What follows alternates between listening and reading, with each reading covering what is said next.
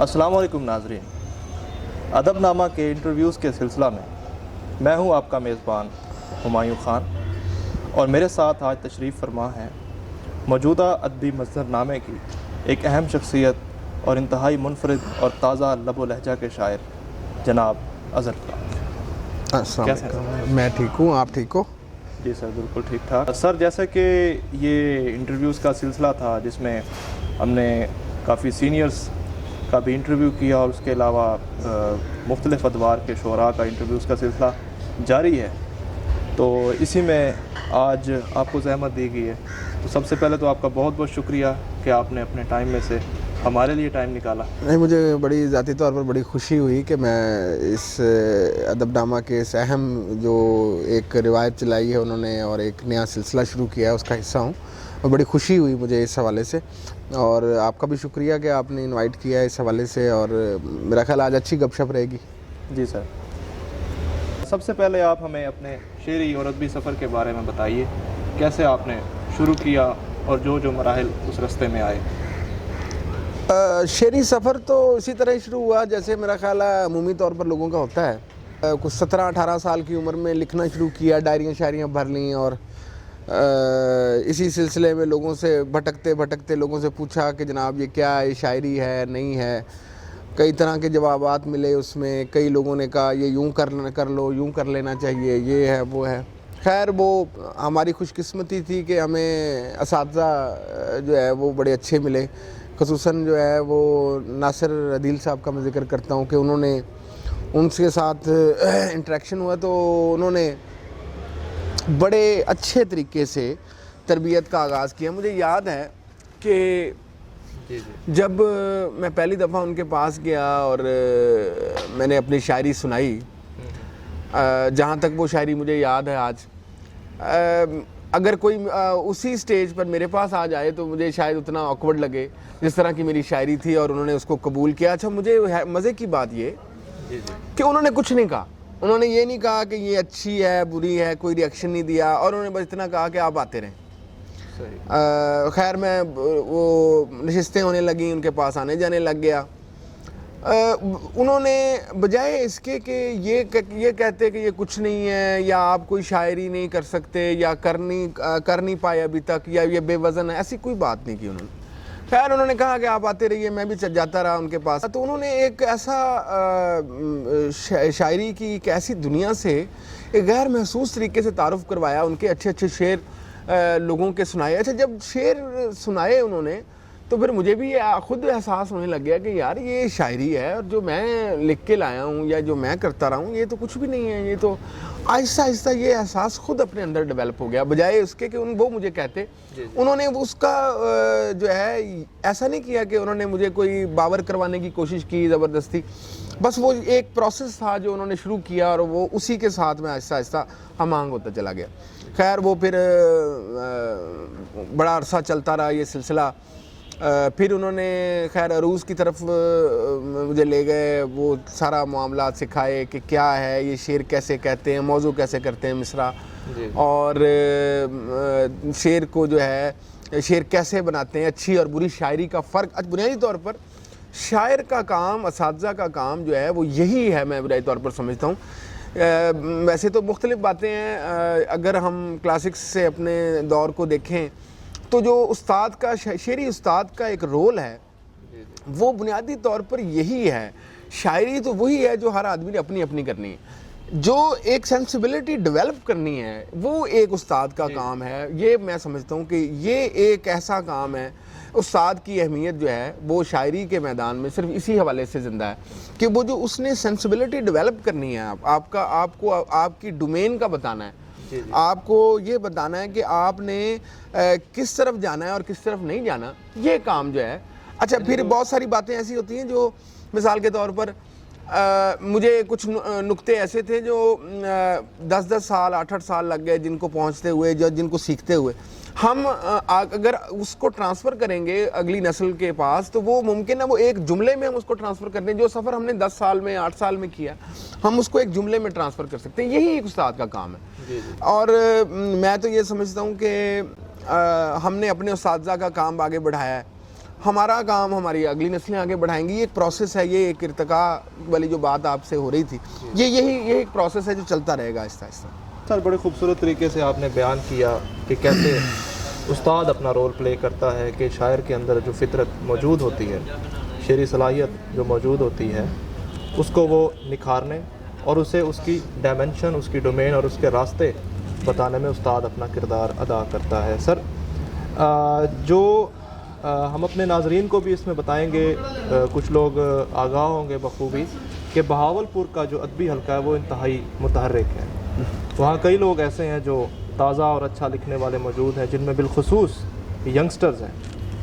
تو اس تمام ادبی فضا کو جو بہتر طریقے سے کوئی جانتا ہے تو وہ ناظرین ہمارے پاس ہمارے مہمان شاعر جناب اظہر فراق صاحب ہی ہیں. جس طرح انہوں نے استاد کا تذکرہ کیا تو یہ خود بھی استاد ہیں. تو سر سے ہم پوچھیں گے کہ بہاولپور کی جو غزل کی روایت ہے اور وہاں کی جو ادبی فضا ہے اس پہ آپ ذرا روشنی ڈالیے. ہماری جو بہاولپور کی روایت ہے اس کے خمیر میں تو خیر موجود ہے شاعری. وہ خواجہ فرید صاحب سے لے کر اور اردو غزل تک آپ اگر دیکھیں تو اس میں اہم لوگوں میں اگر ظہور نظر کا میں تذکرہ اکثر کرتا ہوں, اور وہ میں سمجھتا ہوں کہ پہلے اہم شاعر جو ہیں وہ ظہور نظر کی شکل میں ہمیں ملا. تو بہاولپور میں شعر کی روایت اور اہم شاعری کی روایت تو موجود تھی. لیکن یہ جو اب آپ جس کا تذکرہ کر رہے ہیں کہ یہ ویو جو ایک چلی نئی غزل کی, اور یہ جو 2010 کے بعد کی جو ویو ہے, اس میں میرا کنٹریبیوشن تو یہی ہے کہ میں نے تو کوشش یہ کی کہ ایمانداری سے نئی نسل کو جو ہے وہ جو کام میرے ذمے تھا, جو میرے علم میں تھا, میں نے ان کو بتانے کی کوشش کی. اس کی ایک بنیادی وجہ میں اب آج ڈسکس کر رہے ہیں تو اس کو تھوڑی سی اس کی وجہ بھی ڈسکس کر لی کہ مجھے یہ کیوں ہوا ایسا, یا کیوں مجھے یہ انیشیٹ کرنا پڑا کہ نئی نسل کو آگے لانا ہے یا نئی نسل کے لیے ان کو بتانا ہے, ان کو گروم کرنا ہے. اس کی ایک وجہ ہے. دیکھیں اس بات کو شاید ہمارے جو میرے کانٹیمپریریز ہیں یہ اس بات کو انڈرسٹینڈ نہیں کر پا رہے. ہمارے سامنے کلاسیکل موسیقی کا ایک بہت بڑا حوالہ ہے. مجھے یاد ہے, میں چونکہ موسیقی سے مجھے بڑا شغف ہے تو میں ان گھرانوں, یہ جتنے موسیقی کے گھرانے ان کے ساتھ میری بڑی دوستیاں اور بہت قربت رہی. میں نے بہت لوگوں کو, بڑے بڑے ٹیلنٹڈ لوگوں کو ان لوگوں کے گھرانوں کے دروازوں پر ذلیل ہوتے اور جو ہے ان کے دروازوں سے خالی جاتے دیکھا. جو ہمارے بدقسمتی کی بات یہ تھی کہ جو کلاسیکل موسیقی کے اہم لوگ تھے, جو ان کے پاس علم تھا, انہوں نے پریفر کیا کہ وہ علم جو ہے وہ اپنی نسل کو دے کر جائیں یا وہ اپنے ساتھ قبر میں لے جائیں. اور اب ہوا کیا کہ وہ جس طرح سے وہ ٹرانسفر آگے ہونا چاہیے تھا نئی نسل میں, اس طرح سے وہ ہو ہی نہیں پایا. جب وہ ہو نہیں پایا تو آج آپ دیکھ لیں کہ کلاسیکل موسیقی جو ہے وہ اس زوال کا شکار ہو گئی. اور اس کا یہ اہم اسی طرح سے پوئٹری ہے. اگر ہم نئے لوگوں کو اس میں شامل نہیں کریں گے, ان کا راستہ روکیں گے اور ان لوگوں کو پیچھے دھکیلیں گے تو میں سمجھتا ہوں کہ شاعری کے ساتھ بھی وہی ہوگا جو کلاسیکل موسیقی کے ساتھ ہوا. تو یہ اس سے بچانا یہ میرا جو تھیسس تھا. مجھے میرے کانٹیمپریریز نے یہ بھی کہا کہ یار اس میں کوئی وہ نہیں ہے, اس میں کوئی صلہ نہیں ہے, یہ جو لوگ ہیں جن لوگوں کو آپ سکھاتے ہیں یہی آپ کے حوالے سے بکل کو عجیب و غریب باتیں کرتے ہیں یہ وہ. میں نے کہا یار یہ اس صلے کی پرواہ جو ہے, اگر ہم اس کو چھوڑ کے ایک طرف اس پر تھوڑا سا کام کریں گے, اس کو تھوڑا سا آگے لے کے چلیں گے تو میرا خیال ہے بہتر نتائج ملیں گے. اگر آج میں اس کو انالیسس کروں اس ساری بات کو جو میرے دوست یا میرے کانٹیمپریریز کہتے تھے, اور وہ اب یہ دیکھیں کہ اگر میں نے 100 لوگوں کو کے حوالے سے کچھ ان کو اچھا کیا ہے, ان کو بتایا ہے, ان کو آگے بڑھنے میں ان کی مدد کی ہے, تو اگر مجھے کوئی 5-7 سے اچھا رسپانس نہیں بھی ملا تو اگر 90% لوگوں نے اچھا رسپانس دیا تو میں اس کو اچیومنٹ سمجھتا ہوں. میں اس کو کوئی وہ یہ تو نہیں سمجھتا کہ یہ میں نے کوئی کار بد کیا ہے. میں اس کو بہرحال کار خیر کے زمرے میں شمار کرتا ہوں. جی سر, اس سوال سے یہ ایک سوال نکلتا ہے کہ اس پورے ارتقاء میں جو بہاولپور کی ادبی فضا ہے, غزل کی روایت ہے, اس میں جو نمایاں نام ہے وہ ذرا آپ ہمارے ناظرین کو بتائیں. روایتی غزل تو وہاں کہی جا رہی تھی بہت پہلے سے. یہ جو 2010 کے بعد ایک نئی نسل نے آ کر جو ہمیں حیرت میں ڈالا ہے, اس میں بہت سارے اچھے نام ہیں. مثلا ضیاء مذکور ہے, خرم آفاق ہے, فیصل خیام ہے, خالد محبوب ہے, اس کے ہاں بڑے اچھے شعر, محسن ہے, نادر عریض ہے. ان لوگوں نے جو میں یہ سمجھتا ہوں کہ پوری نئی غزل کو بہت اہم اثرات جو ہیں مرتب کیے ہیں اس نئی غزل پہ، اور مجھے اس بات کی خوشی بھی ہے. مجھے وہ وقت بھی یاد ہے کہ جب آوازیں آتی تھیں کسی وقت کوئی زمانے میں کہ جی وہ غزل جو ہے وہ اب اس میں کوئی دم خم نہیں رہا، اب اس میں وہ بات نہیں رہی. اگر یہ غزل کی یہ روایت نہ ہوتی یا یہ لوگ اس میں داخل نہ ہوتے اور یہ نیا خون اور نئے جذبے اور نئے ٹرینڈز اس میں شامل نہ ہوتے، تو اب تک شاید میرا خیال ہے کہ جو غزل کا مقدمہ ہے وہ بہت ویک ہو چکا ہوتا. تو یہ مجھے اس بات کی بہت خوشی ہے کہ غزل کا مقدمہ جو ہے وہ سٹرونگ ہوا ہے. اور وہ اگر بہاولپور کے دبستان کتھارسز یا بہاولپور کے دبستان کے حوالے سے یا ان لوگوں کے حوالے سے انہوں نے اس میں کوئی اپنا کردار ادا کیا ہے تو یہ میرے لیے بڑی خوشی کی بات ہے. بلا شبہ سر آپ نے جو نام لیے ان میں ایک سے ایک تازہ کار شاعر ہے، ایک سے ایک منفرد لب و لہجے کے شعراء ہیں اور ینگسٹرز ہیں. تکنیک اور دوسرے عوامل پر گفتگو کرنے سے پہلے سر، کیونکہ میں خود بھی ایک نوجوان ہوں، میں ایک سوال پوچھنا چاہوں گا آپ سے جی کہ شاعر بننے کے لیے، شاعر ہونے کے لیے یہ بھی کہا جاتا ہے کہ شاعر بائی برتھ ہوتا ہے یا ایک استاد کے ہاتھ سے، جس طرح آپ نے بتایا کہ استاد اس کو ایک ڈائریکشن بتاتا ہے، لیکن استاد کیسے بنا جاتا ہے؟ میں سمجھتا ہوں کہ کوئی ایسا نہیں ہے، بس اس میں آپ کے پاس ایک جذبہ ہونا چاہیے ایمانداری کا. جب آپ یہ سوچتے ہیں، یہ بیریئر آپ کے پاس ہوگا آپ کی سوچ پہ کہ آپ نے لوگوں کو ایک حد تک فیسیلیٹیٹ کرنا ہے علم کے حوالے سے، یا لوگوں کو خود سے اپنے سے بڑا شاہکار نہیں بننے دینا، لوگوں کو اپنے سے آگے نہیں آنے دینا، تو پھر میں سمجھتا ہوں کہ وہ اچھا استاد نہیں. بڑے استاد وہ ہیں جنہوں نے میں سمجھتا ہوں شاعری میں جنہوں نے خود سے بڑے تخلیق کار جنم دیے ہیں. میں یہ سمجھتا ہوں، میرا تو یہ اس بات بڑا اعتقاد ہے کہ خود سے بڑے جو اہم لوگ جو ہیں وہ جو اس ڈومین میں جو لوگ لے کر آئے، جو استاد لے کر آئے، میں سمجھتا ہوں کہ انہوں نے بہت بڑا کردار ادا کیا ہے. اور علم کو جو ہے وہ دیانتداری سے تفویض کرنا نئی نسل تک، اپنے سے اگلی نسلوں تک، میں سمجھتا ہوں اگر یہ جذبہ ہو تو وہ استاد ہو سکتا ہے. اچھا، پھر استاد ہونے کے لیے ایک چیز کمیونیکیشن سکلز میں بھی اگر ہم دیکھیں تو وہ یہ بہت اہم ہے کہ بہت سارے لوگوں کو علم ہوتا ہے، بہت سارے لوگ جانتے ہیں کسی ایک چیز کے بارے میں، کسی علم کے بارے میں، لیکن وہ اس کو ٹرانسفر نہیں کر سکتے، وہ کنوے نہیں کر سکتے دوسری نسل تک یا دوسرے لوگوں تک، اس کو بیان نہیں کر سکتے.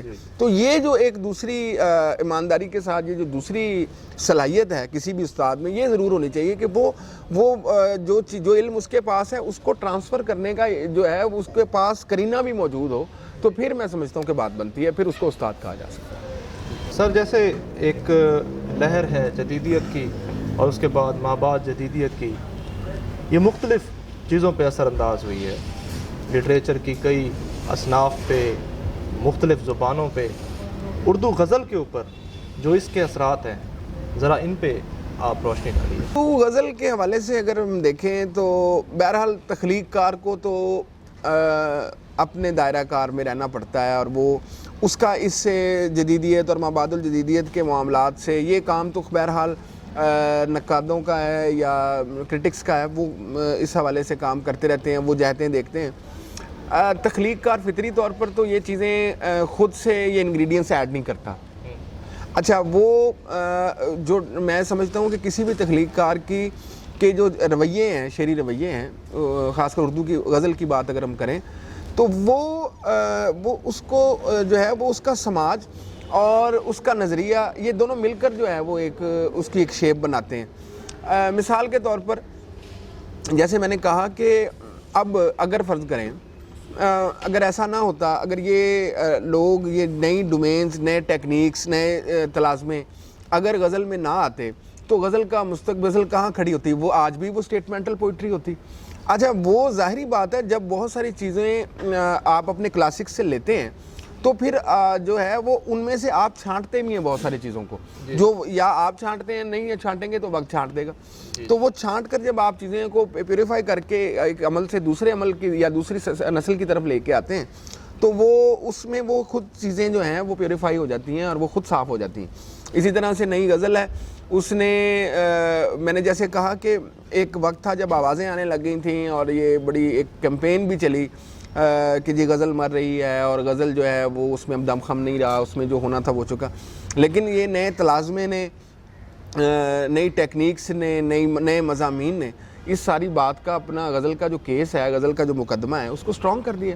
اور آج غزل جہاں پہ کھڑی ہے, میں سمجھتا ہوں کہ غزل جو لوگ یہ سمجھتے تھے کہ نظم جو ہے وہ بڑا میڈیم ہے, بڑی بات کرنے کا میڈیم ہے, آج نئے غزل گو شعراء نے یہ بات بتا دی ہے کہ نظم اور غزل دونوں ایسی ڈومین ہے جس میں بڑی بات ہو سکتی ہے. صرف آپ کے پاس غزل کے شاعر کے پاس وہ ٹول ہونے چاہیے سارے. تو وہ میرا خیال ہے کہ وہ نظم کی وہ جو وسعت ہے اس کا مقابلہ آج کی غزل کر سکتی ہے. سر, آپ ہی کے جواب سے 2-3 سوالات نے جنم لیا ہے. سب سے پہلے آپ نے نقادوں کا تذکرہ کیا. جہاں غزل اپنے ارتقائی مراحل سے گزرتی ہوئی یہاں تک پہنچی ہے, کیا تنقید جو اس غزل پہ کی جا رہی ہے وہ تنقید بھی وہیں کھڑی ہے؟ بدقسمتی کی بات ہے کہ ہمارے جو معیارات ہیں تنقید کے وہ بڑے عجیب و غریب ہیں. یا تو اگر نئی غزل ہے یا جس کو ہم اپنے عرف عام میں نئی غزل کہتے ہیں, اس کے حوالے سے جو تنقید کے معیارات ہیں وہ بالکل روایتی غزل کے ہیں.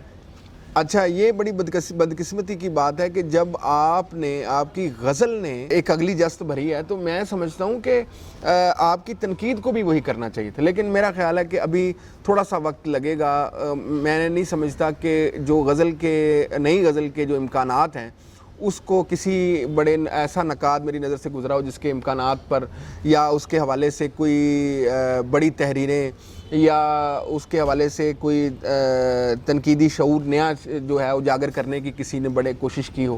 تو ابھی یہ پروسیس میں ہے. تو بہت ساری چیزیں, مثال کے طور پر اپڈیٹ ہونے کی ضرورت اس لیے بھی ہوتی ہے. میں آپ کو ایک مثال دیتا ہوں. یہ ایک زمانہ تھا کہ تقابل ردیف جو ہے مثال کے طور پر, یہ ایک بڑا عیب سمجھا جاتا تھا اردو غزل میں. اگر آج کا شاعر بھی یا آج کا نقاد جو ہے وہ یہ سمجھے کہ یہ عیب ہے, تو میں سمجھتا ہوں کہ یہ وہ جس پروسیس کی ہم بات کر رہے ہیں کہ وہ اپڈیٹ ہونا چاہیے, وہ پروسیس اپڈیٹ نہیں ہوا. کیسے؟ اس کی وجہ یہ ہے کہ مثال کے طور پر میں تقابل ردیف کے حوالے سے آپ کو ایسے ایسے شعر سنا سکتا ہوں کہ جس کو خامی گردانا جاتا تھا وہ اب ایک خوبی کی صورت اختیار کر گئی. مثال کے طور پر ایک شعر مجھے یاد آ گیا فہمی بدایونی کا, پہلے لگتا تھا تم ہی دنیا ہو, پہلے لگتا تھا تم ہی دنیا ہو, واہ واہ, اب یہ لگتا ہے تم بھی دنیا ہو. تم بھی دنیا ہو. اب دیکھیں, اب میں اس طرح کے بہت ساری چیزیں ایسی ہیں جو وقت کے ساتھ ساتھ جو چیزیں تبدیل ہوتی گئیں. تو سر, جیسے آپ نے اپنے اس جواب میں ٹیکنیکس کا تذکرہ کیا, اب اس میں میں خود بھی ایک نوار دوں. 2010 کے بعد میں نے لکھنا شروع کیا. بہت سی چیزیں ہیں جیسے کرافٹ ہے, تخلیق ہے, خیال, اس کے علاوہ زبان, ردیف, قافیہ.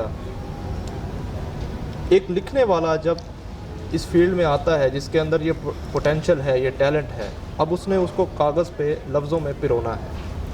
تو یہ تمام عوامل کس ترتیب میں اثر انداز ہوتے ہیں اور ایک استاد کس ترتیب میں انہیں دیکھنا چاہتا ہے؟ جہاں تک اس سوال کو میں نے سمجھنے کی کوشش کی ہے وہ یہ ہے, ایک تو بنیادی فرق جو ہے جو آج کی شاعری میں اور اردو کے اوائل کی پوئٹری جو ہے اس میں ایک فرق ہے بنیادی طور پر. وہ فرق یہ ہے کہ جب اردو اپنے خد و خال تشکیل دے رہی تھی اور اردو اپنے خد و خال جو ہے وہ واضح کر رہی تھی, تو اس وقت جتنے جو شعراء تھے ان کے فرائض میں یہ شامل تھا کہ اردو کے خد و خال کو مزید واضح کرنا, اس کے زبان کے جو جزیات ہیں اس کو واضح کرنا اور اس کو زبان کا حصہ, شعر کے ذریعے زبان کا حصہ بنانا.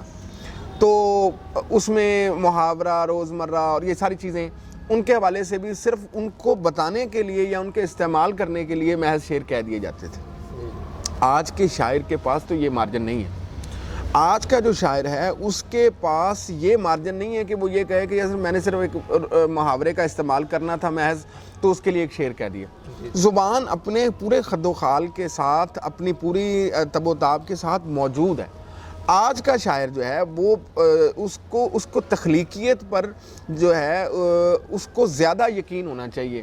اس کے پاس یہ مارجن نہیں ہے کہ اس نے محض کچھ شعر اس لیے کہے کہ وہ زبان کا جو ہے وہ وقار بڑھانا تھا, یا زبان کا جو ہے وہ اس کے خد و خال کو جو ہے نا سنوارنا تھا, تو اس کے گیسو سنوارنے تھے زبان کے. اب آج کا شاعر جو ہے وہ اس کو زیادہ سبجیکٹیو اور تخلیقیت کی ذمہ داری جو ہے آج کے تخلیق کار پہ زیادہ ہے, جو بنسبت اگر ہم دیکھیں پرانے پوئٹس پہ اتنی زیادہ نہیں تھی. تو آج تو ہمیں اسی لیے یہ جو آپ نے کہا کہ ٹیکنیکس جو ہیں وہ اس میں, اور مضامین اس کے حوالے سے جو بات کی, تو اس کی اہمیت بڑھ گئی ہے. میں تو ذاتی طور پر یہ سمجھتا ہوں کہ شعر کو دو حوالوں میں سے ایک حوالے پر ضرور پورا اترنا چاہیے. جو اچھی شاعری ہے اس میں دو عوامل ضرور ہونے چاہیے, یا مضمون کی سطح پر شعر کو نیا ہونا چاہیے, یا کرافٹ کی سطح پہ نیا ہونا چاہیے. اگر ان دونوں خوبیوں پر کوئی شعر پورا نہیں اترتا تو میں تو یہ سمجھتا ہوں کہ وہ شعر جو ہے وہ محض شعر برائے شعر ہے. اس کی کوئی وہ ادب کی یہ جو لمبی دوڑ ہے اس میں میرا خیال ہے اس کی کوئی گنجائش نہیں بنتی. اور وہ وقت کے ساتھ ساتھ وہ اگر ہم اپنا زبان کا ذائقہ بدلنا چاہیں ان سے, ایسے شعروں سے, تو وہ ٹھیک ہے. ادروائز اگر آپ کو کہیں کہ ہم ادب میں کنٹریبیوٹ کر رہے ہیں ان شعروں کو, یا لکھنے والا کنٹریبیوٹ کر رہا ہے, تو کنٹریبیوشن میں اسے نہیں سمجھتا. جی سر, ہم نے غزل میں ارتقاء, تکنیک اور دوسری چیزوں پر آپ کی بڑی خوبصورت گفتگو سنی, ہمارے ناظرین نے سنی. میں کسی داستان سے ابھروں گا, میں کسی تذکرے میں رہ گیا ہوں سے لے کر ازالہ ہو گیا تاخیر سے نکلنے کا. گزر گئی ہے سفر میں میرے قیام کی شام تک, جو آپ کے 2 شعری مجموعے شائع ہوئے, ذرا ان پر ہمارے ناظرین کو بتائیے. شعری مجموعہ میرا جو پہلا تھا وہ 2006 میں جو شائع ہوا. میرا خیال ہے کہ کوئی تقریباً 30-35 غزلیں تھیں, جس میں بڑا شفاقانہ قسم کا میں نے اس کے ساتھ برتاؤ کیا. اس کو انتخاب کرتے ہوئے بڑا شفاقانہ برتاؤ اس کے ساتھ رکھا. وہ پھر شاید شدید ہو گیا, تو مجھے بہت سارے لوگوں نے کہا بعد میں بھی کہ وہ غزل جو کتاب چھپی تھی وہ اس طرح سے لوگوں تک پہنچی نہیں, اس طرح سے پینیٹریٹ نہیں کر سکی, تو پھر مجھے دوسری کتاب ازالہ میں بھی وہ غزلیں شامل کرنی پڑی. تو بہرحال وہ ایک سفر جو ہے وہ ازالہ جو ہے وہ 2017 میں پبلش ہوئی. فرسٹلی تو اس کے رائٹس جو تھے وہ براق نے چھاپی تھی, وہ اس کے بعد وہ اب جو ہے وہ چھاپی ہے, اس کے رائٹس ان کو دے دیے رومیل پبلشرز کو, تو اب وہ رومیل پبلشر نے پنڈی سے چھاپی ہے دوبارہ سے. سر, جیسے آپ کے ساتھ اشاعت پہ گفتگو ہو رہی تھی جس میں آپ نے اپنی کتب کا تذکرہ کیا, اردو ادب کی ترویج میں رسائل کا بھی بہت زیادہ کردار رہا ہے, جس میں فنون اور آثار اور اس طرح کے اور رسالے قابل ذکر ہیں. موجودہ دور میں آپ اسے کس نظر سے دیکھتے ہیں؟ فنون اور آثار اور وہ اوراق کو شاید مس کر دیا. اوراق بھی ایک اہم بڑی علمی کاوش ہے ان کی بھی, اور بڑی علمی ایک تاریخ ہے ان کی بھی. اردو غزل کے حوالے سے رسائل تو خیر اب بھی چھپ رہے ہیں. ایک تو لوگوں کی کتاب پڑھنے میں چونکہ پاکستان میں اتنی دلچسپی نہیں رہی, اور اس کی بہت ساری وجوہات ہیں.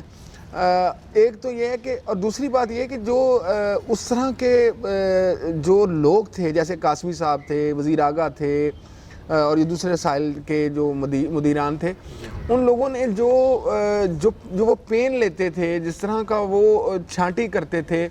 مجھے یاد ہے کہ پہلے رسائل میں تو ایسا بھی ہوتا تھا کہ لوگ کسی کی کوئی تخلیق آتی تھی تو وہ واپس بھی کر دیتے تھے کہ یہ اس قابل نہیں. اب تو یہ اس طرح کا ٹرینڈ ہی نہیں رہا. اب وہ ایک دوست نوازی والا سلسلہ جو رسائل میں آ گیا ہے, تو اس نے اس کو بڑا برباد کیا ہے, اس کے معیار کو بہت میں سمجھتا ہوں کہ ڈیمیج کیا ہے اس کو. اور اب وہ اس طرح کی وہ بات رسائل میں ہمیں وہ نظر نہیں آتی. اور اس کی ایک وجہ دلچسپی ختم ہونے کی لوگوں کی وہ یہ بھی ہے کہ اس طرح کا وہ جو ایک کڑا پیمانہ رکھا ہوا ہوتا تھا مدیر نے, وہ اب اس طرح کا نظر ہی نہیں آتا.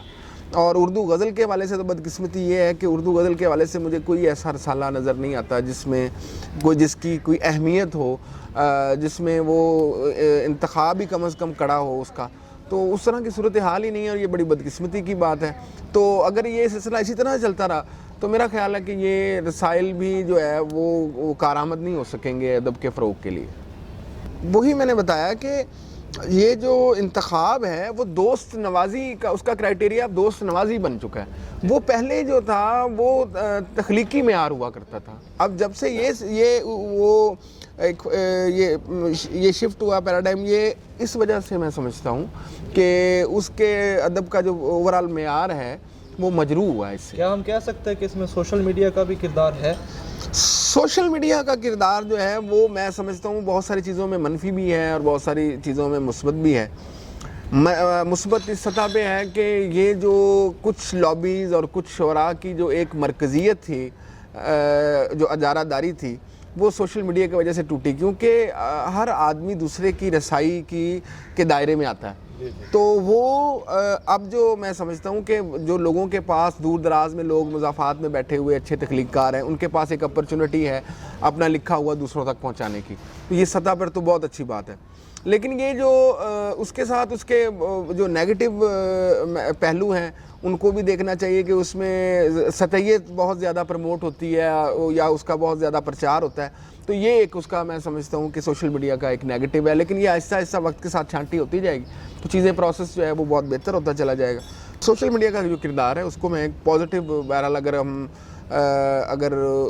نیگیٹو پازیٹیو دونوں کو دیکھ کر اس کو کسی ایک آپ ایک طرف جو اگر جھکاؤ کریں ان دونوں میں سے کسی ایک چیز کو چنیں تو میں سمجھتا ہوں پازیٹیو تھوڑا سا زیادہ ہے اس کا، یعنی ترویج اور رسائی، اس میں رسائی جو ہے اس کے معاملات درست ہوئے ہیں، بہتر ہوئے ہیں، اور وہ جو مرکزیت تھی کچھ لوگوں کی اور کچھ لابیز کی وہ ختم ہوئی ہے اور کم ہوئی، اور اس بات کی مجھے خوشی بھی ہے کہ نوجوانوں کو ان کا شیئر اور ان کی رسائی جو ہے وہ قارئین تک اور جو اہم لوگ پڑھنے والے لکھنے والے ان تک ہوئی ہے۔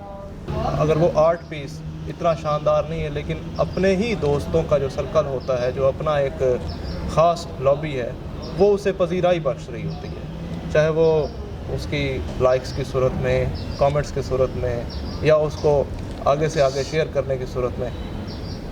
ہاں، اس میں ایک چیز بڑی اہم ہے، وہ یہ کہ میں یہ سمجھتا ہوں کہ یہ جو اگر ہمارے نوجوان نسل کہیں گمراہ نہ ہو جائے اس کے چکر میں، مجھے یہ بڑی اس کی فکر رہتی ہے کہ یہ لائکنگ اور اس کے ڈس لائکنگ کے چکر میں نوجوان نسل کو اس بات کا ادراک ہونا چاہیے کہ یہ بہرحال آج بھی اور کل بھی جو اہم کام ہے وہی زندہ رہا ہے۔ یہ اس طرح کے ٹیکٹس یا اس طرح کے یہ جو جز وقتی قسم کے یہ جو نعرے اور اس طرح کی چیزیں جو سوشل میڈیا پہ جو لوگ ہتھ کنڈے استعمال کرتے ہیں، میرا خیال ہے کہ اس سے گریز کرنا چاہیے۔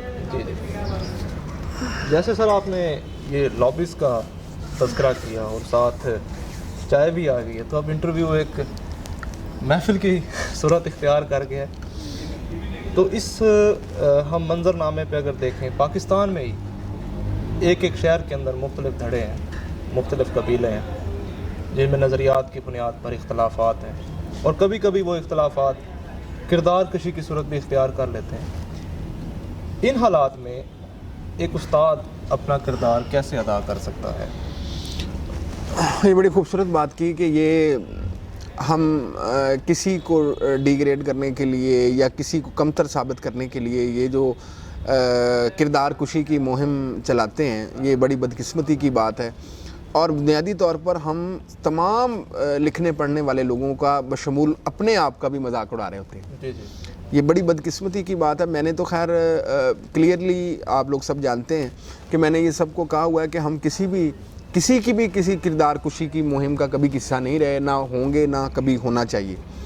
تو ہمارا کام صرف کسی کے فن کو ڈسکس کرنا ہے، یا فن سے جڑی ہوئی جہتوں کو جو شخصیت کے ساتھ ریلیٹ کرتی ان کو ڈسکس کرنا ہے۔ یہ جو ہمارے ہاں بدقسمتی سے یہ ایک رواج چل نکلا ہے، فن و شخصیت کی آڑ میں ہم جو ہے وہ کسی شخصیت کو پکڑ کے اور اس کی نجی زندگی کو پکڑ کے اور اس کو ڈسکس کرنا شروع کرتے ہیں اور اس حوالے سے اپنے مقاصد حاصل کرنا چاہتے ہیں، یہ ایک بڑی بدقسمتی کی بات ہے، اور میں اس کی مذمت بھی کرتا ہوں ہر فورم پر۔ اور اس حوالے سے بھی آپ نے کویشچن پوچھا تو میں نے کہا چلیں اس حوالے سے میں آج نئی نسل کو اور سب محبت کرنے والوں کو بھی یہی کہوں گا کہ یہ اس طرح کے معاملات سے اور اس طرح کی کیمپین سے بالکل دور رہنا چاہیے، اور اس کی مذمت بھی کرنی چاہیے اور اس سے دوری بھی اختیار کرنی چاہیے۔ مطلب اوورآل ایک لکھنے والے کو صرف اپنے لکھنے پہ سب سے زیادہ بالکل لکھنے پر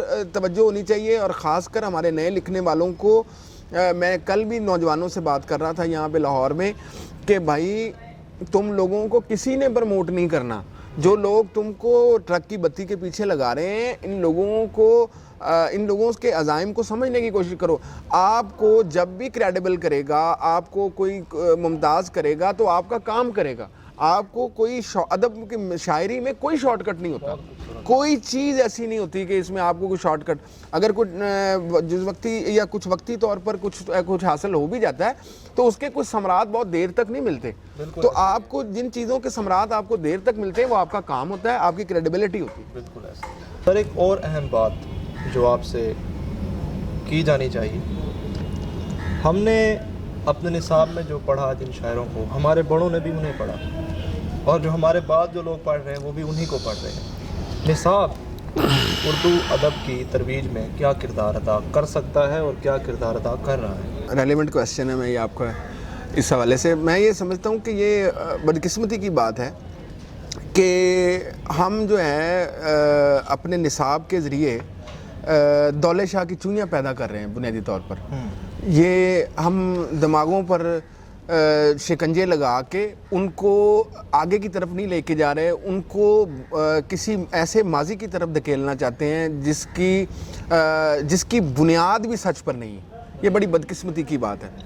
شاعری کے والے سے آپ دیکھیں، اگر ہم بات کریں تو آپ ان شعراء کو پڑھ رہے ہیں جو ریلیٹ ہی نہیں کرتے آج کے معاشرے سے، اس طرح سے پینیٹریٹ نہیں کر سکتے، جدید لٹریچر کو اپڈیٹ ہی نہیں کرتے۔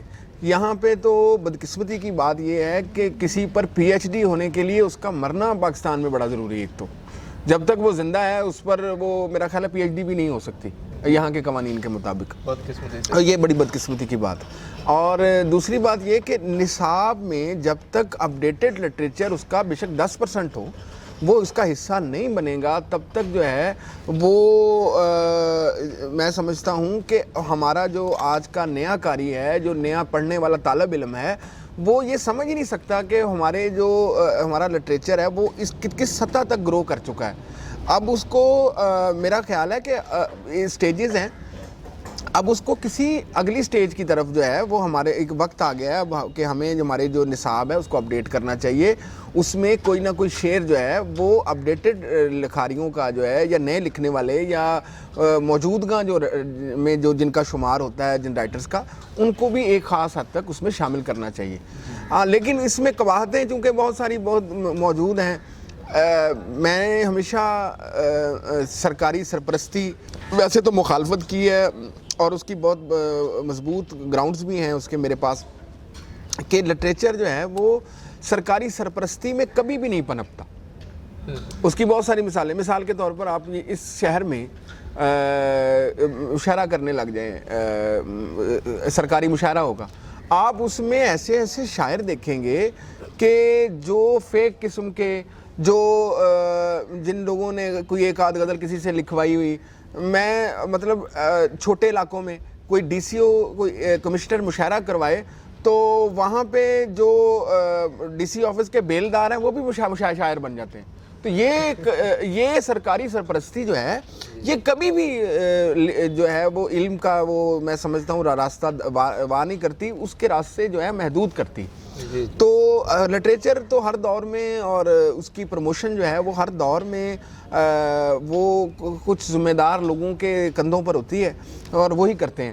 اگر آپ یہ سمجھیں کہ وہ کوئی سرکاری سرپرستی میں اس کو وہ چیزیں پنپ سکتی ہیں تو میرا خیال ہے کہ یہ بھی ممکن نہیں ہے. لیکن نصاب کے حوالے سے کم از کم اتنا ضرور ہے کہ جتنا ہم آج کے رائٹرز کے ساتھ انٹریکشن کروائیں گے آپ اپنے لکھنے والے کا, پڑھنے والے کا, جتنا ہم اس کے ساتھ آج کے طالب علم کا تعارف کروائیں گے آج کے لکھنے والے کے ساتھ, اتنا اس سوسائٹی کو فائدہ ہوگا, اتنا لٹریچر کو فائدہ ہوگا. لیکن اب یہ دیکھیں کہ اس بلی کے گلے میں کون گھنٹی باندھتا ہے, یہ ایک اہم سوال ہے کہ یہ کرے گا کون. جن حلقوں کے پاس اقتدار رہتا ہے ان کی ترجیحات میں لٹریچر تو خیر کہیں دور دور تک بھی نہیں آتا. جی سر, ینگسٹرز میں لٹریچر پنپنے کے حوالے سے بات ہوئی تو اس حوالے سے مختلف آرٹ فورمز ہیں, سوسائٹیز ہیں, یونیورسٹی سطح پہ, میڈیکل کالجز میں یا پرائیویٹ بھی, جو خاص طور پہ نوجوانوں کی ترویج کے اوپر, ان کی تعلیم کے اوپر ادب کے حوالے سے فوکس کرتی ہیں. اس حوالے سے آپ کچھ اگر کہنا چاہیں تو. کچھ چیزیں تو ایسی ہوتی ہیں, کچھ اسکول آف تھاٹس کہہ لیں یا اسے میں لابی کا نام تو نہیں دینا چاہتا, کچھ گروہ ایسے بن جاتے ہیں جو فطری طور پر بن جاتے ہیں, جو نظریے کی بنیاد پر بنتے ہیں یا ایک جیسے سوچنے والے, کم و بیش ایک جیسا سوچنے والے لوگ ہوتے ہیں. تو وہ وہاں تک تو یہ ٹھیک ہے. اگر اس کو یہ لابی بنا کر اور اس کو کسی مقاصد کے استعمال کے لیے اور خاص کر مادی یہ جو فوائد ہیں اس کو حاصل کرنے کے ذریعہ بنانے کی کوشش کی جائے تو میں سمجھتا ہوں کہ وہ غلط ہے. ہاں, اگر وہ ایک نظریاتی سطح پر یا وہ اس لیے بنائے جائیں کہ یا بن جائیں کہ وہ وہاں پہ ایک جیسے لوگ بیٹھ سکتے ہیں, وہ کمفرٹیبل ہو جائیں, تو یہاں تک تو یہ بہت خوبصورت بات ہے. اور اس کی بہت ساری مثالیں ہیں, آپ خود اس کا حصہ ہیں, جیسے U T school of thought ہے. یہاں بنیادی طور پر یہ کوئی لابی تو نہیں ہے, یہ ایک جیسے لوگوں کا, جو لوگ یو ٹی سے تعلق رکھتے ہیں یا انجینئرنگ کے شعبے سے تعلق رکھتے ہیں, وہ ایک آپس میں جو ایک دوسرے کا احترام کرتے ہیں, ایک دوسرے کے ساتھ مل بیٹھتے ہیں, اسی کو ایک گروہ کی شکل یا ایک قبیلے کی شکل دی جاتی. اسی طرح سے میں سمجھتا ہوں کہ ہمارا کیتھارسس اسکول آف تھاٹ ہے بہاولپور کا, وہ بھی ایک جیسے لوگ, نئی غزل کے نئے امکانات پر کو دیکھنے والے, اس پر فکر کرنے والے لوگ جب ایک جگہ بیٹھتے ہیں تو وہ, اور ان کی جو ڈسکشنز ہیں, اس کو میں سمجھتا ہوں کہ وہ ایک قبیلے کا نام دے دینا چاہیے یا ایک دے دیا جاتا ہے, تو وہ ایک اچھی بات ہے. اگر ہم, اور بہت ساری لابیز ہیں جس طرح سے جو مشاعروں کے حصول اور اس طرح کے چکروں میں پڑی رہتی ہیں, وہ بہت, میں سمجھتا ہوں کہ وہ نیگیٹو ہے, وہ اس کی مذمت ہونی چاہیے. سر, لٹریری سوسائٹیز کے حوالے سے بات ہوئی جس میں آپ نے ایلس کا, کیتھارسس کا, قلمکار کا یعنی میرا تذکرہ کیا. ادب نامہ کے ویورز یہ جاننا چاہیں گے کہ مشاعرہ شاعری کی ترویج میں کیا کردار ادا کر رہے ہیں, مشاعرے کا کیا رول ہے اس سلسلے میں؟ کچھ سال پہلے چلے جائیں تو میں تو سمجھتا کہ بہت بڑا ایک خوبصورت انسٹیٹیوشن تھا, لیکن وہی بات کہ وہ مجھے اختر عثمان کا شعر یاد آ گیا اس پہ کہ تصوف پانیوں تک سنگزن بھی آ گئے ہیں, محمد بخش والی جھیل گندی ہو رہی. اس کا ایک نقصان جو ہوا وہ یہ ہوا کہ شاعر نے جو کاری کو اپنی سطح پہ لانا تھا, اس نے اس کوشش کو ترک کر کے خود کاری کی سطح پر جانے کی کوشش کی, اور یہ بدقسمتی ہے. اس سے جو لٹریچر پروڈیوس ہو رہا ہے جو مشاعرے کے حوالے سے, وہ بہت کمزور اور بہت تھرڈ کلاس قسم کا لٹریچر ہے, اور اس سے نقصان پہنچا. اور اس میں مشاعرے کا قصور نہیں ہے, اس میں جو ہم نے جس طرح سے مشاعرے کو ٹریٹ کیا ہے اس ٹریٹمنٹ کا قصور ہے کہ اس کا ہمیں درست برتاؤ نہیں کیا اس کے ساتھ.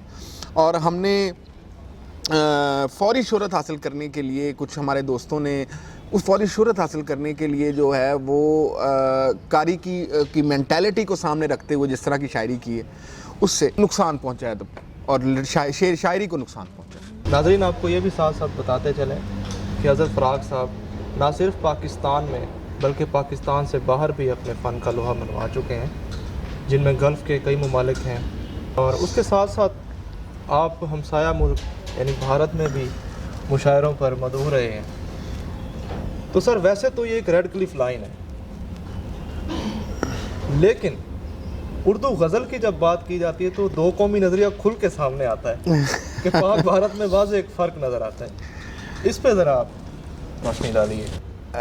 بنیادی طور پر جو اردو غزل کا فرق ہے ہندوستان میں تخلیق ہونے والی غزل کی عمومی غزل کا، ویسے تو اب آپ حیران کن طور پر وہاں عرفان صدیقی جیسے لوگ بھی ہیں کہ جنہوں نے پاکستانی غزل کو متاثر کیا ہے. اکا دکا کیسز کو چھوڑ کر، اکا دکا شعراء کو چھوڑ کر اگر ہم عمومی طور پر جو تخلیق ہونے والی جو لہر ہے اس کو دیکھیں تو وہ ہمیں جو ہندوستان میں تخلیق ہونے والی غزل جو ہے وہ تھوڑی سی بڑا پر امید ہوں کہ خاص کر یہ جو اب ینگ جنریشن آ رہی ہے ہندوستان میں، نیا شعر کہنے والے نوجوان آ رہے ہیں، انہوں نے خیر اس تاثر کو کافی حد تک جو ہے وہ زائل کیا. اس کی وجوہات اگر ہم دیکھیں تو وجوہات یہ ہیں کہ یہ جو موسیقیت کا جو اثر ہے ہندوستان میں شاعری پر، اس نے تھوڑا سا میں سمجھتا ہوں کہ وہ اثرات مرتب کیے ہیں کہ وہ شاعری جو ہے وہ گیت کے آہنگ سے، وہ جو غزل بھی ہے وہ بھی گیت کے آہنگ میں کے قریب کرنے کی کوشش میں جو ہے وہ غزل میں جو نئے مضامین سے جو بغاوت اور اس سے اعتراض اور اس سے جو گریز کیا جاتا ہے وہ نظر آتا ہے ہمیں ہندوستان کے عمومی شاعروں میں. تو یہ اس کی وجوہات، اور جو کہ پاکستان میں تو وہ اس طرح سے موسیقیت کے اثرات اب غزل پر نہیں رہے. جو یہاں پہ جو غزل تخلیق ہو رہی ہے وہ اس کے ٹرینڈز مختلف ہیں، وہ مضمون کی سطح پر نہیں ہوتی ہے عمومی طور پر، اور ٹیکنیک کی سطح پر نہیں ہوتی ہے.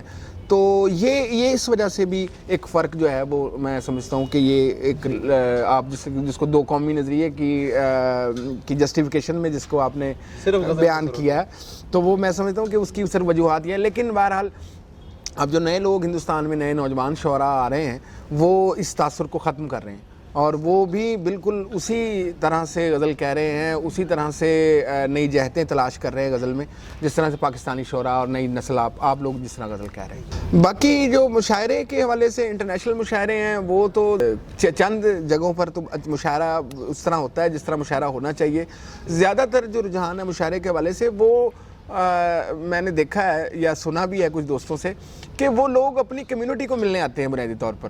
وہ اپنی گیٹ ٹوگیدر کرنے آ رہے ہوتے ہیں، آئے ہوئے ہوتے ہیں، وہ اپنا کھانا کھا رہے ہوتے ہیں اور یہاں پہ شاعر لگا ہوا ہے جی شاعری سنانے کے لیے، اور یہاں سے لوگ، اور وہ بھی جو پیسے ہوتے ہیں وہ بھی اس طرح سے چیریٹی کے اکٹھے کر کے تو ان لوگوں کو دیے جاتے ہیں. یہ بڑی ایک عجیب و غریب سی صورتحال ہے جو میں سمجھتا ہوں کہ معیوب سی ہے ہم جیسے لوگوں کے لیے. چونکہ میں خود شاعری کو ایک ذمہ داری کی طرح سمجھتا ہوں. میرے لیے تو شاعری کوئی وہ نہیں ہے کہ میرے لیے کوئی پیشہ نہیں ہے. میں نے اس کو کبھی شعر کو پیسوں میں کنورٹ کرنے کی طرف کبھی سوچا بھی نہیں. ہم لوگ اپنی خود ارن کرتے ہیں، ایک ملازمت اختیار کر کے اپنی زندگی گزار رہے ہیں اور ایک خوبصورت زندگی گزار رہے ہیں. تو میں نے اس کو کبھی پیشہ بنانے کے حوالے سے سوچا نہیں. لیکن جو لوگ اس کے حوالے سے پیشہ بنانے کے حوالے سے اس کو دیکھ رہے ہیں وہ لوگ انتظار میں رہتے ہیں کہ کب کہاں سے ٹکٹ آئے گی، کب لوگ کس کو کہاں یہاں بلا کے کس کو اکاموڈیٹ کرنا ہے، باہر کے لوگ جب آئیں گے ان کی تقریبات کروانی ہے. یہ کچھ چند یہاں پہ لوگ ہیں جن کا مسئلہ اس طرح کا ہے. خاص کر یہ جو گلف میں بہت ساری جگہوں پر بہت اچھے مشاعرے، بہت اہم مشاعرے اور بہت اہم لوگوں کو بھی بلایا جاتا ہے اور بہت چھانٹی کے ساتھ اور بڑا ایک کرائٹیریا بنا کر مشاعرہ کرایا جاتا ہے. تو وہ ایک بنیادی طور پر بہت اچھا ایک سلسلہ ہے. میں سمجھتا ہوں کہ یہ جو روایت ہے مشاعرے کی، اس کو بڑی خوبصورتی سے ٹریٹ کرنا چاہیے. اس کو دوست نوازی سے زیادہ جو ہے وہ ادب کی خدمت سمجھ کے کرنا چاہیے. سر شاعری کے خیال سے کافی عوامل پہ آپ نے گفتگو فرمائی ہے، لیکن ایک ٹاپک ایسا تھا جسے میں نے فی الحال نہیں چھیڑا کہ اسے میں انٹرویو کے آخری حصے تک لے کے جاؤں گا، وہ ہے محبت. تو آپ اپنی شاعری میں، ظاہر ہے ایک شاعر اس تجربے سے گزرتا ہے یا شاید گزرتا رہتا ہے، تو آپ ذرا اس کے اوپر. محبت کے حوالے سے تو میں سمجھتا ہوں کہ محبت کے تو کئی شیڈز ہیں، اس کا کوئی سیٹ پیٹرن تو ہے نہیں. اور میں نے تو ہمیشہ اس بات کی مخالفت کی ہے کہ جو لوگ محبت کا کچھ سیٹ پیٹرن وضع کرنے کی کوشش کرتے ہیں وہ بنیادی طور پر غلط ہے. محبت ہر آدمی پہ الگ طرح کھل سکتی ہے، ہر کیفیت میں الگ طرح کھل سکتی ہے، اور محبتیں ہم زندگی میں بہت ساری کرتے ہیں. ہمارے ہاں تو ایک میں نے تو خیر اس مائنڈ سیٹ کا تو اب وہ بچے ہوتے تو وہ اچھے لگتے ہیں اس طرح سے, وہ روشنی چاند سے ہوتی ہے ستاروں سے نہیں, محبت ایک سے ہوتی ہے. اب اگر وہ اس طرح کی کوئی چیز مجھ سے ایکسپیکٹ کر رہے ہیں تو بالکل میرا تو اس طرح کا کوئی نظریہ ہے نہیں محبت کے بارے میں. محبت جو ہے آپ کو جو ہے اس کے کئی شیڈز ہیں, کئی لوگوں سے بیک وقت بھی ہو سکتی ہے اور بیک وقت بھی ہو سکتی ہے اور مختلف وقتوں میں بھی ہو سکتی ہے. تو اس حوالے سے تو میں سمجھتا ہوں کہ آدمی کو ذرا دل کشادہ ہی رکھنا چاہیے. ہم جیسے لوگوں کے لیے تو کل ایک بات ہو رہی تھی تو بڑی اچھی خوبصورت بات کی کہ ہم جیسے لوگ جس طرح کے نکمے لوگ ہیں, ہم لوگوں کو تو جس سے محبت کرنی چاہیے اسے ویسے ہی دور رہنا چاہیے, کیونکہ اس کے حق میں یہی بہتر ہے کہ ہم اس سے دور رہیں. جی بڑی خوبصورت گفتگو جاری ہے. اس میں آپ نے غزل پہ بات کی, منظر نامے پہ بات کی. تو سر نئی نسل کو, بالخصوص نئی نسل کو آپ کون سے سینئر شعراء جو موجود ہیں, جو گزر چکے ہیں, وہ ریکمینڈ کریں گے؟ کیا خوبصورت آپ کا کویشچن ہے اور ریلیونٹ کویشچن بھی ہے یہ. اگر آپ لوگ کلاسکس میں دیکھیں تو میں تو اگر چنتا ہوا چلا جاؤں اوپر کو نام, تو جیسے میر ہیں, غالب ہیں, مصطفی ہیں, یگانہ ہیں. ان کے بعد اگر آپ آگے چلے جائیں تو شکیب جلالی, آپ کو ناصر کاظمی, آپ کو اگر ظفر صاحب, اس یہاں تک آپ آتے ہیں. ظفر صاحب کا میں حوالے سے بات اکثر کرتا رہتا ہوں اور میں آج بھی ایک جملہ ضرور بولوں گا کہ ظفر صاحب کے حوالے سے جتنی بھی پازیٹیو یا نیگیٹو گفتگو ہوتی رہتی ہے, یہ خیر ایک پروسیس کا حصہ ہے, اس کو تو میں روک نہیں سکتا. لیکن ایک بات میں ظفر صاحب کے حوالے سے ضرور کہوں گا کہ ظفر صاحب کا یہ کنٹریبیوشن جو ہے وہ کسی طرح سے بھی نگلیکٹ نہیں کیا جا سکتا یا اس کو حذف نہیں کیا جا سکتا کہ ظفر صاحب نے ایک حوصلہ دیا ہے نیا لفظ, نیا برتاؤ کو کی بہادری سے استعمال کرنے کا. یہ کریڈٹ ہے, یہ ان کو بہرحال دینا پڑے گا ہمیں. اور آج غزل میں جو کچھ بھی نیا ہو رہا ہے اس کا جو لوگوں کو حوصلہ ملا ہے وہ ظفر صاحب کی جسارتوں کی وجہ سے ہوا.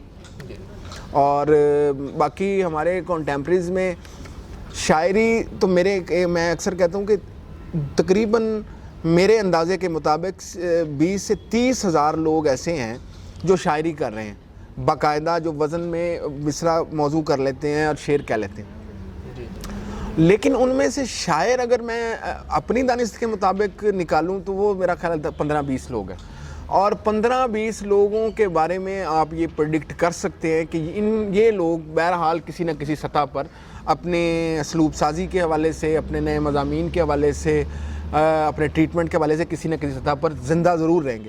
باقی لوگوں کا جو ہے وہ تو ظاہری بات ہے ایک پروسیس کا حصہ ہے, اور یہ لوگ باقی جو لوگ ہوں گے میرا خیال میں کہ یہ نوالا بن جائیں گے انہی اہم لوگوں کا ہی.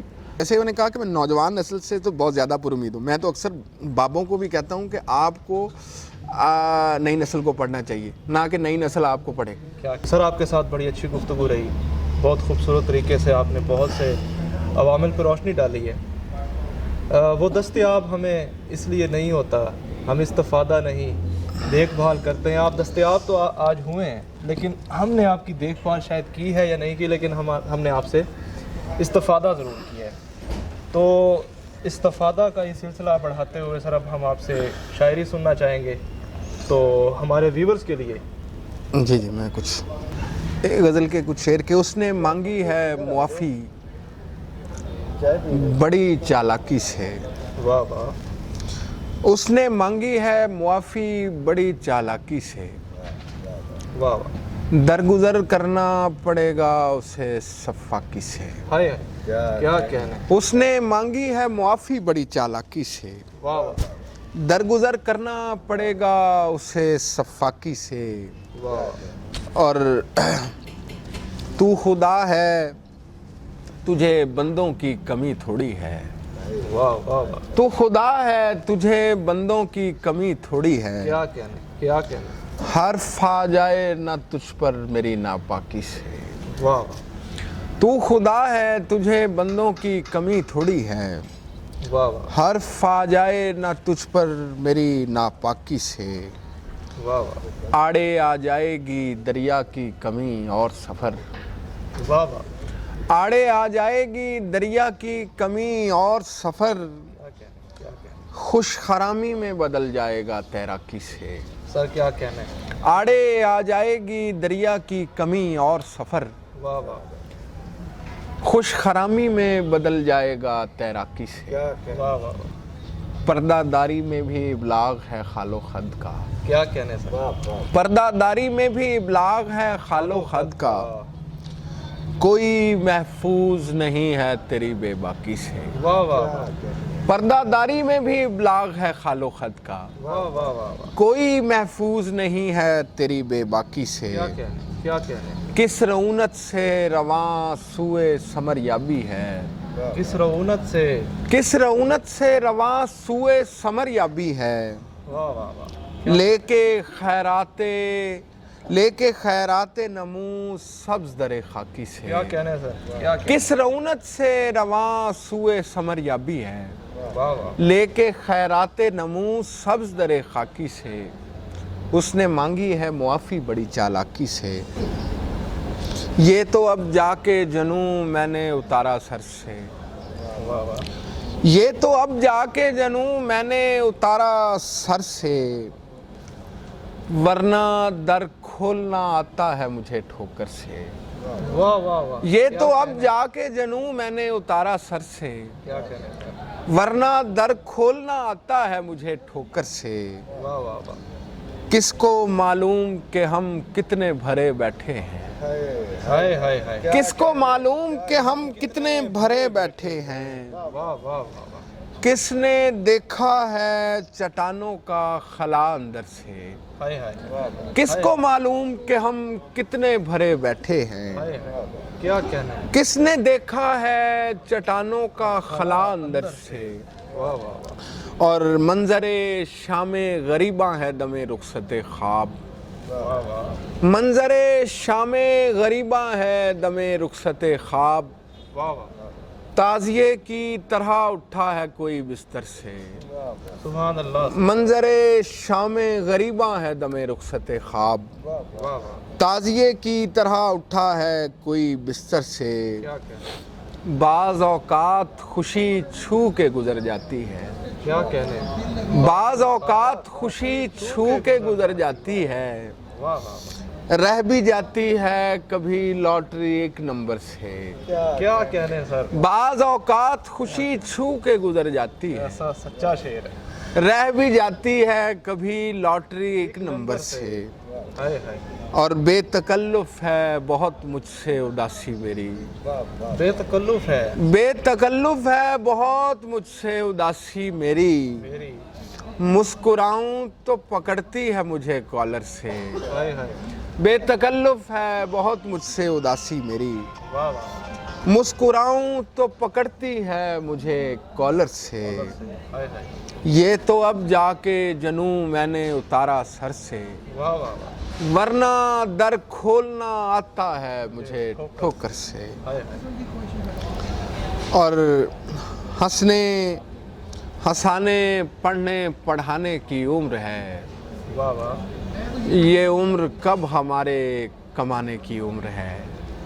वाह वाह पढ़ने पढ़ाने हंसने हंसाने की उम्र है, ये उम्र कब हमारे कमाने की उम्र है। ले आई छत पे क्यों मुझे बेवक्त की घुटन, वाह वाह ले आई छत पे क्यों मुझे बेवक्त की घुटन, क्या कहने तेरी तो खैर बाम पे आने की उम्र वाह है। वाह क्या कहने ले आई छत पे क्यों मुझे बेवक्त की वाह घुटन, वाह वाह तेरी तो खैर बाम पे आने की उम्र है। और तुझसे बिछड़ के भी तुझे मिलता रहूँगा मैं, तुझसे बिछड़ के तुझसे बिछड़ के भी तुझे मिलता रहूँगा मैं, वाह वाह वाह मुझसे तवील मेरे ज़माने की उम्र है।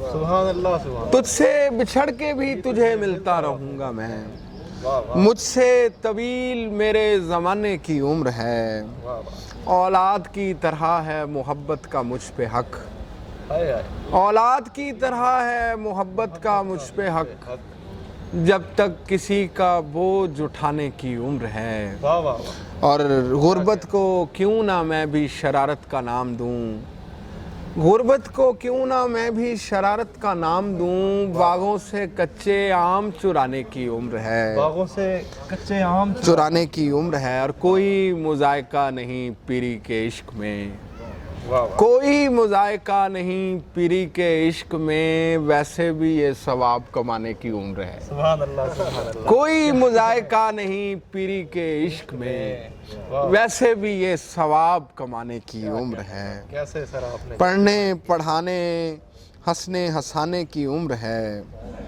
ये उम्र कब हमारे कमाने की उम्र है। बहुत खूबसूरत। और बफैज़ इश्क हरफ़े ऐन पर डटे रहे हैं हम, वाह वाह। बफैज़ इश्क हरफ़े ऐन पर डटे रहे हैं हम, शुरू से शुरू ठीक बांधते रहे हैं। वाह वाह वाह वाह। बुझे बुझे से इसलिए अजीब लग रहे हो तुम, वाह वाह। बुझे बुझे से इसलिए अजीब लग रहे हो तुम, बड़े करीब से ये आग तापते रहे हैं हम। क्या कहना है? बुझे बुझे से इसलिए अजीब लग रहे हो तुम, क्या लहजा है? बड़े करीब से ये आग तापते रहे हैं हम। वाह वाह वाह। और हमें है और दस्तरस सनमगरी के काम पर, वाह वाह। हमें है और दस्तरस सनमगरी के काम पर, मुजस्समों को पत्थरों में ढालते रहे हैं हम। मुजस्समों को पत्थरों में ढालते रहे हैं। हमें है और दस्तरस सनमगरी के काम पर, वाह वाह। क्या कहना? मुजस्समों को पत्थरों में ढालते रहे हैं हम। गली में कोई था नहीं जो कहता जागते रहो, क्या अच्छा है। गली में कोई था नहीं जो कहता जागते रहो, वाह वाह वाह। इसीलिए तमाम रात जागते रहे हैं हम। क्या गली में कोई था नहीं जो कहता जागते रहो, इसीलिए तमाम रात जागते रहे हैं हम। क्या कहना? और बफैज़ इश्क हरफ़े ऐन पर डटे रहे हैं हम, शुरू से शुरू ठीक बांधते रहे हैं हम। एक और गज़ल के कुछ शेर के ज़रा सा मुख्तलिफ रंगे रफ़ू है, वाह वाह। ज़रा सा मुख्तलिफ रंगे रफ़ू है, क्या कहना? मगर चश्मे अदू चश्मे अदू है। ज़रा सा मुख्तलिफ रंगे रफ़ू है, वाह वाह। मगर चश्मे अदू चश्मे अदू है। हाय हाय। क्या कहना? ज़रा सा मुख्तलिफ रंगे रफ़ू है, हाय मगर चश्मे अदू चश्मे अदू है। हाय। मोहब्बत के कई मानी हैं लेकिन ज़्यादा सामने का सिर्फ तू है। मोहब्बत के कई माने हैं लेकिन ज़्यादा सामने का सिर्फ तू है। दुआ भूली हुई होगी किसी को, वाह वाह। दुआ भूली हुई होगी किसी को, फलक पर एक सितारा फालतू है। वाह वाह। कहीं भी रख के आ जाता हूँ खुद को, ना जाने किसको मेरी जुस्तजू है। कहीं भी रख के आ जाता हूँ खुद को, ना जाने किसको मेरी जुस्तजू है। खुदा सुनता है जैसे बेजुबां की, खुदा सुनता है। खुदा सुनता है जैसे बेजुबां की, नमाज उसकी भी है जो बेवजू है। वाह वाह। खुदा सुनता है जैसे बेजुबां की, नमाज उसकी भी है जो बेवजू है। हाय हाय। और दराड़ें दराड़ें ताक रोज़न हो के खिड़की, वाह वाह। दराड़ें ताक रोज़न हो के खिड़की, शजर पर घोंसले की आबरू है। वाह वाह वाह। दराड़ें ताक रोज़न हो के खिड़की, वाह वाह। शजर पर घोंसले की आबरू है। ज़रा सा मुख्तलिफ रंगे रफ़ू है, वाह वाह। मगर चश्मे अदू चश्मे अदू है। क्या गुमा है कि जो यकीन भी है, क्या गुमा है कि जो यकीन भी है,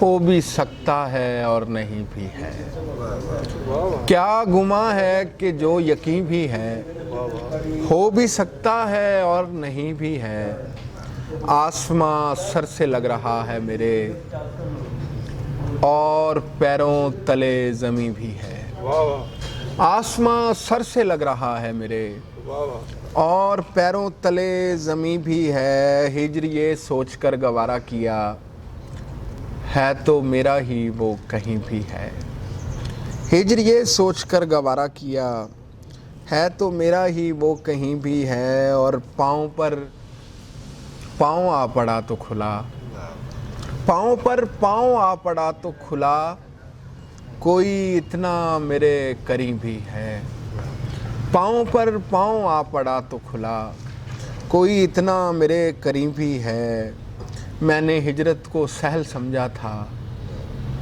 کیا پتا تھا مکاں مکیں بھی ہے، میں نے ہجرت کو سہل سمجھا تھا، کیا پتا تھا مکاں مکیں بھی ہے، اور گرچہ بہتات میں دیا گیا تھا، حق بھی خیرات میں دیا گیا تھا، گرچہ بہتات میں دیا گیا تھا، حق بھی خیرات میں دیا گیا تھا، پھول گرنے کا رنج تب بھی تھا، پھول گرنے کا رنج تب بھی تھا، ہاتھ جب ہاتھ میں دیا گیا تھا، پھول گرنے کا رنج تب بھی تھا، ہاتھ جب ہاتھ میں دیا گیا تھا، میری بے چہرگی کا دکھ یہ ہے، آئینہ رات میں دیا گیا تھا، میری بے چہرگی کا دکھ یہ ہے، آئینہ رات میں دیا گیا تھا، اور بوسہ بوسے کی مد میں تھا ہی نہیں، بوسہ بوسے کی مد میں تھا ہی نہیں، فرط جذبات میں دیا گیا تھا، بوسہ بوسے کی مد میں تھا ہی نہیں، فرط جذبات میں دیا گیا تھا، نوکری دی گئی تھی مرکز میں، گھر مضافات میں دیا گیا تھا، نوکری دی گئی تھی مرکز میں، گھر مضافات میں دیا گیا تھا، اور پرسہ دینا بھی سہل تھوڑی تھا، جیسے حالات میں دیا گیا تھا، پرسہ دینا بھی سہل تھوڑی تھا، جیسے حالات میں دیا گیا تھا۔